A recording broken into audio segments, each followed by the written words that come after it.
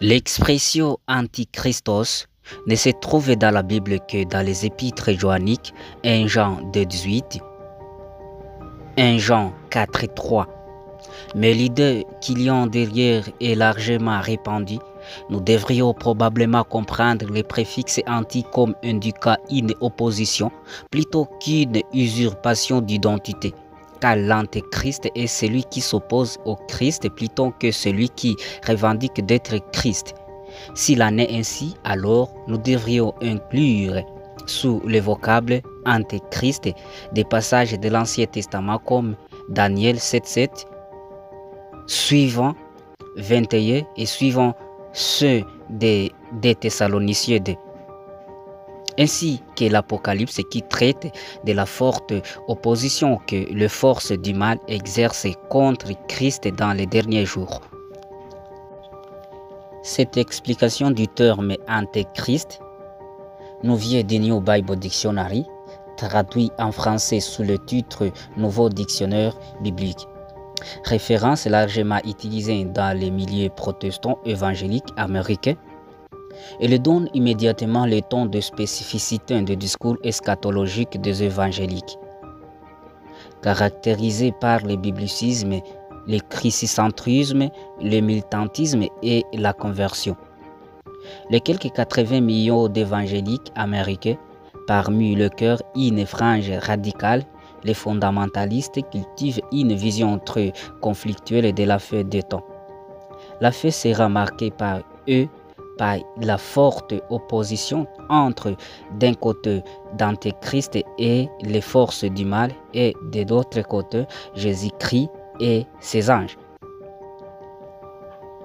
Loin d'une interprétation purement métaphorique de la figure de l'Antéchrist, les protestants évangéliques la considèrent à la fois comme un motif apocalyptique incontournable et comme une personne réelle prête à intervenir dans l'histoire des hommes afin d'infliger un maximum de dommages à la cause de Dieu.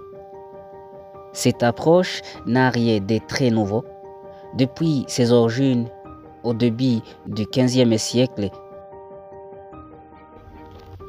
la force est de constater, cependant depuis lors, soit plusieurs années avant le 11 septembre 2001, les regains d'intérêt spectaculaire du public américain pour le registre apocalyptique et pour la thématique de l'Antéchrist, une série roman exprime et nourrit ces regains.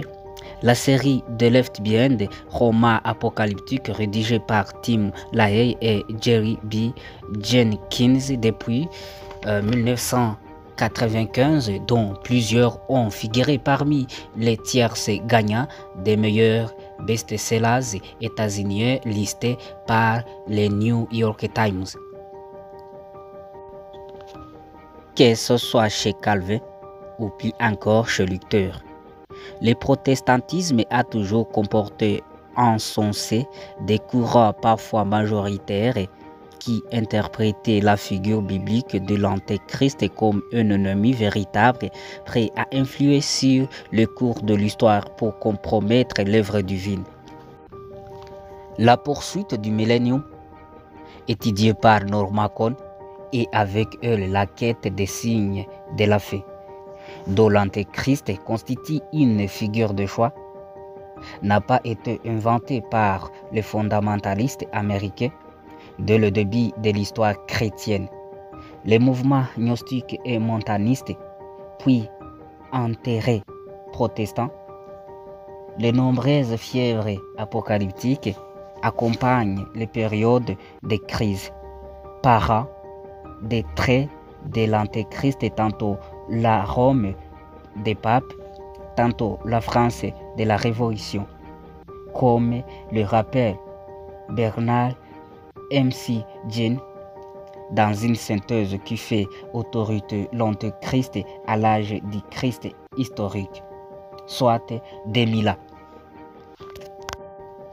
Mais l'approche protestante évangélique de l'Antéchrist a été néanmoins réintégrée et amplifiée depuis le début des années 1970.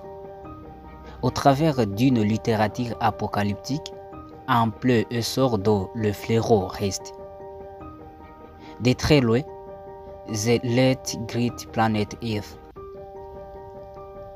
En 1970, 20 ans plus tard, il est significatif d'observer une seconde poussée de fièvre. Au travers de l'extraordinaire succès de la série The Left Behind, collection de romans apocalyptiques présentés comme de la non-fiction, c'est-à-dire basés sur des faits réels, dont l'ultime volume est sorti en 2007. Après avoir analysé tour à tour ces deux mouvements caractéristiques du nouveau de la thématique de l'Antéchrist aux États-Unis depuis 1970, on terminera en s'esquissant quelques significations possibles du maintien spectaculaire au cœur d'une société moderne, riche et sophistiquée et ultra-capitaliste, d'une croyance aussi singulière que celle de l'Antéchrist. Parlons un peu du succès des The Late Great Planet Earth. Aucun ouvrage mieux que The Late Great Planet Earth n'a remis à l'honneur, dans les tout venant mainstream culturel des États-Unis, la thématique de l'Antéchrist.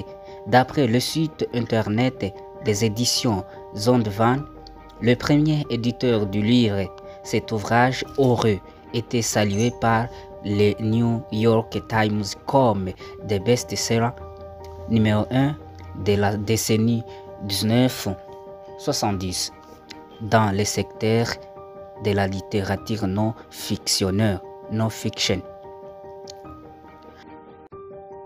Parlons de 3 ingrédients eschatologiques: sionisme, dispensationalisme et prémillénarisme. Avant de décrire brièvement le contenu de cet ouvrage, puis d'ausculter sa signification au regard de l'histoire de la littérature apocalyptique, il faut rappeler que ce livre n'a pas connu le succès par hasard. Il s'est inscrit dans une filiation bien identifiée et analysée par Robert Falla, qui défend à l'intérieur du protestantisme états-unien une compréhension spécifique des prophéties bibliques.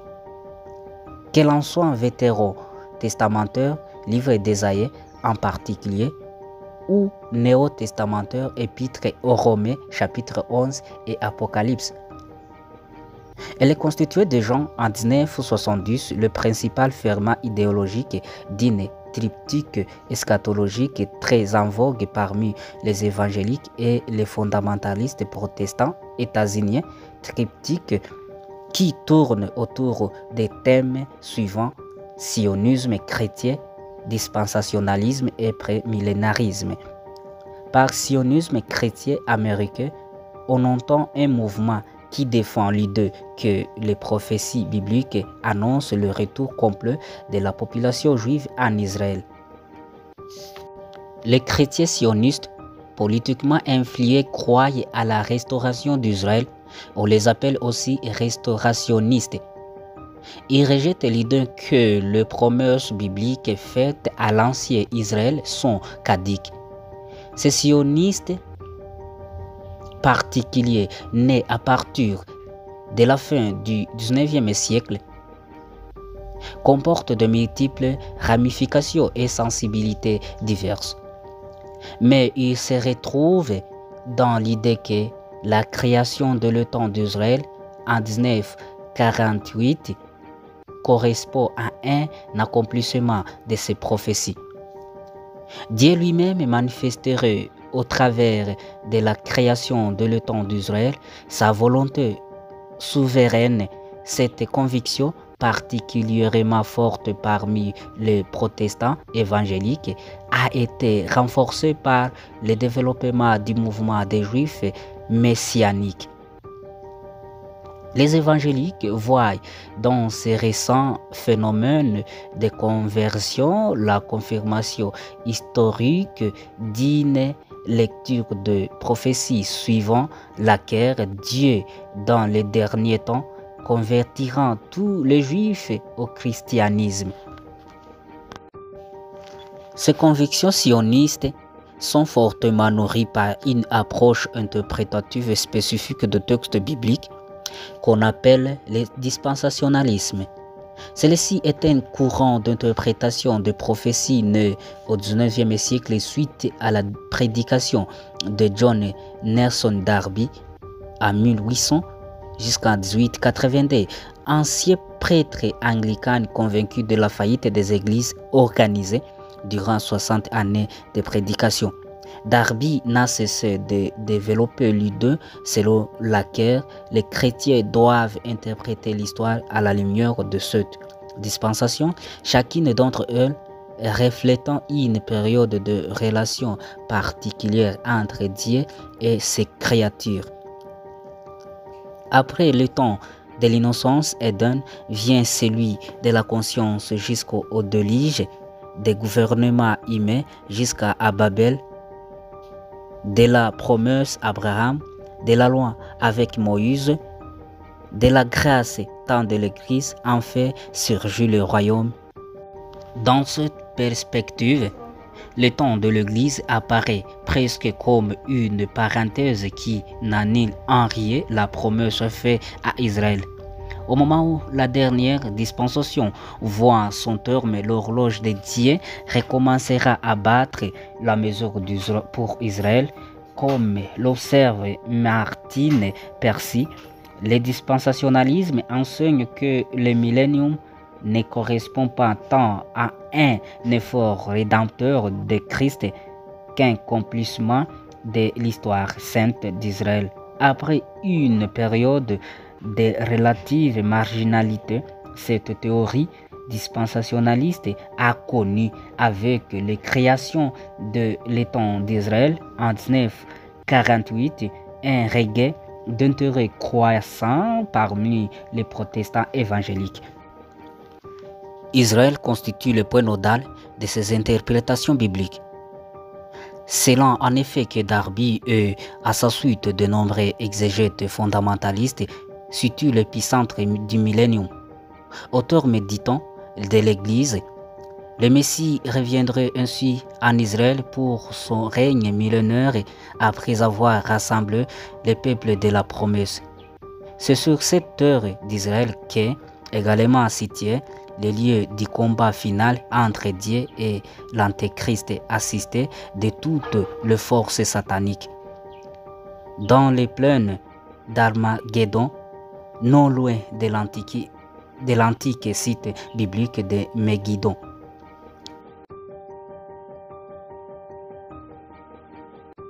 The Late Great Planet Earth, l'ouvrage qui a contribué à ancrer ces composantes dans le grand public est incontestable. The Late Great Planet Earth, immense best-seller publié par Lindsay. Face aux effets de la contre-culture et de la guerre du Vietnam, Lindsay considérait, à l'instar de nombreux fondamentalistes américains, que les États-Unis étaient sur une pente glissante.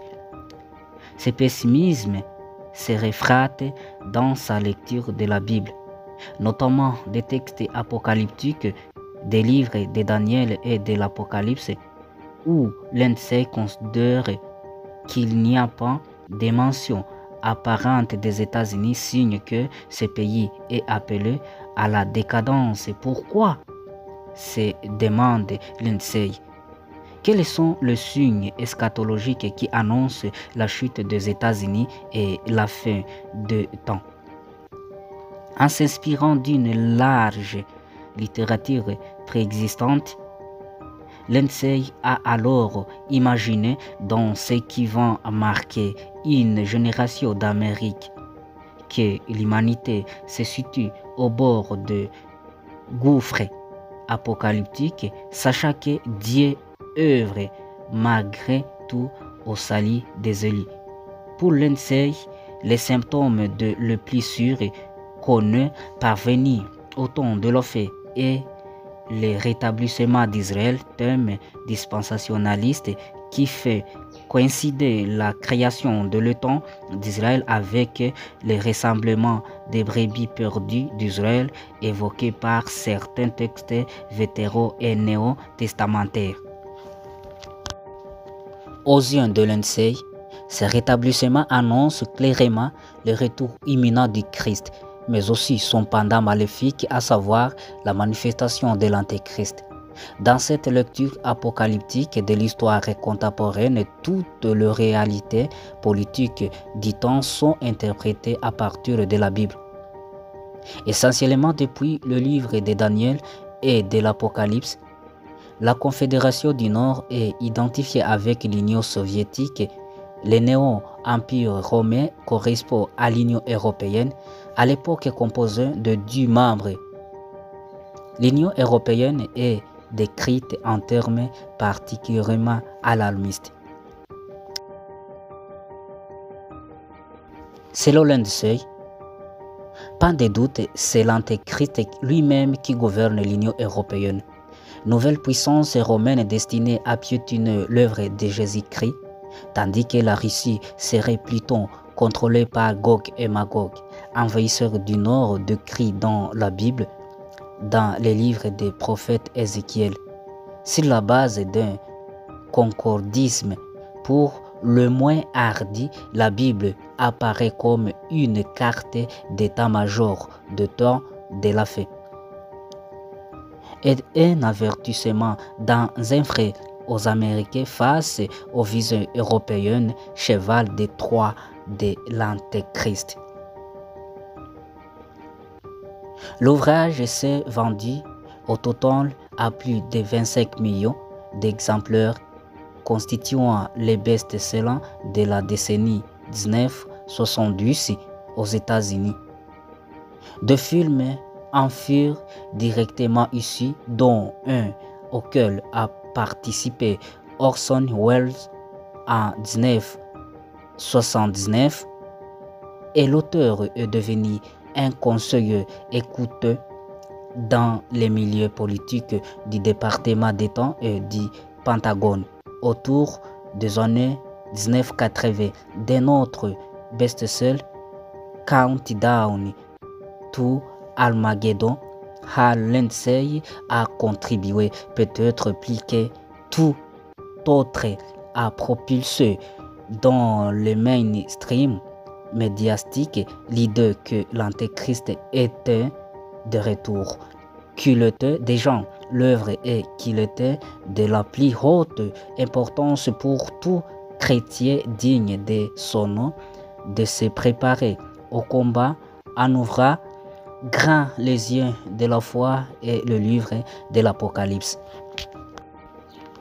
Le succès de la série Left Behind, avec l'essoufflement puis l'extinction de la guerre froide, le retour sous le scène de l'optimiste nationaliste avec les années de Reagan et l'élan des clés des manifestations le plus radicales de la contre-culture, on aurait pu penser que l'inquiétude eschatologique exprimée au travers de l'ouvrage de Lindsay tendrait à passer des modes. L'observation est en partie justifiée lorsqu'on observe les années 1980 et la première moitié des années 1990. Qui sont ces auteurs? Ils appartiennent tous à la frange fondamentaliste du courant évangélique américain et partagent les mêmes convictions sionistes, dispensationalistes et prémillénaristes. Cette série est constituée en 16 volumes, 12 volumes initialement auxquels les auteurs ont ajouté jusqu'en 2007 4 épisodes supplémentaires. Cette série prolifique commence par un roman éponyme, Left Behind, A Novel of the Ifas Last Day, en 1995, qui décrit, conformément à une doctrine populaire au sein du courant prémillénariste, l'enlèvement de l'Église rapture, mais voilà, beaucoup sont les ceux derrière Left Behind, notamment les Zéron Rayford Still, coupables d'avoir cultivé d'innombrables pensées charnelles à l'égard d'une hôtesse de l'heure, tandis que son épouse et son fils sont enlevés du ciel en même temps qu'un tiers des passagers de l'avion suivant. Dans le second volume, des années de tribulation, où il s'agit de s'organiser contre les ennemis de Dieu qui se déchaînent et d'obtenir un maximum de conversion parmi ceux qui ont été laissés pour compte lors de l'enlèvement de l'Église. Car si les bons chrétiens sont partis avec Dieu, il n'est cependant pas trop tard pour rallier d'autres âmes à Jésus-Christ durant le temps de tribulation qui s'est ouvert.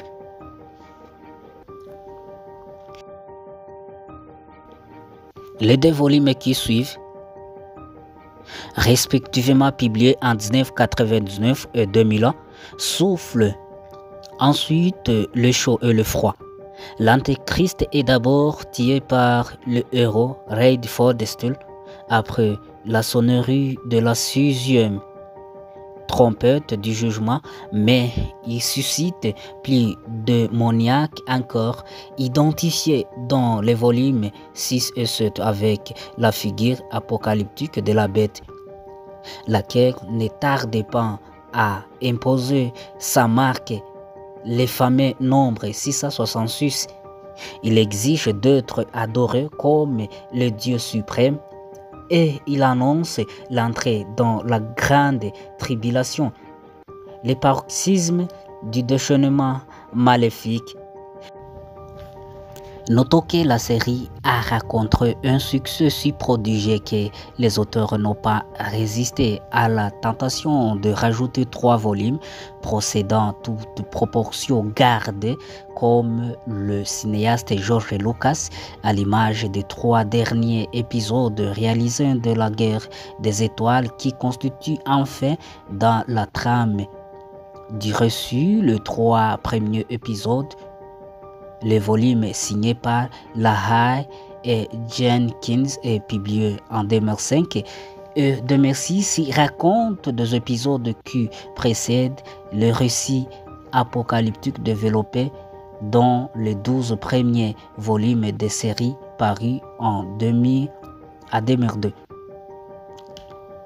Pour faire bonne mesure, un ultime volume dont les auteurs ont juré qu'il s'agissait vraiment du dernier paru le 3 avril 2007 pour parachever la série sur le thème de la victoire finale, remportée à la fin du millénium par Jésus-Christ sur les forces du mal.